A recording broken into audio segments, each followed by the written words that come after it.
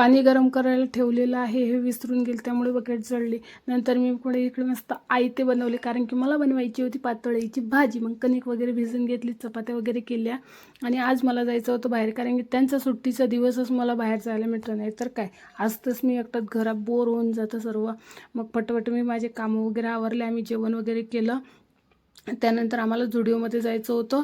मग आम्हाला समजलं की जुडिओ तर इकडलं बंद झालेलं आहे आणि पुढं वाघोलीमध्ये आहे. तर त्यानंतर आम्ही तिकडे गेलो. मग नंतर काय, मी त्यांना घेऊन द्यायसाठी गेलती, तर त्यांनीच मला घेऊन दिला ड्रेस.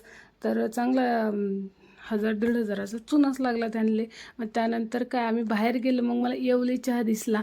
बायकोच्या हट्टापुढे तर नवऱ्याला झुकावंच लागतं ना. मग त्यांनी काय म्हटलं की मी तर नाही पित, पण मी तुला घेऊन देतो, तू चहा पी. मग मी मस्त चहा वगैरे पिला. नंतर आम्ही डीमार्टला गेलो. डीमार्टमधून सर्व किराणा वगैरे भरला. तर हे आहे ते ड्रेस. हा तर एखादा वॉर्ड बॉयसारखा दिसत होता, पण मी हा ना घेता, याचा कापड छान होता, पण मी हा घेतला.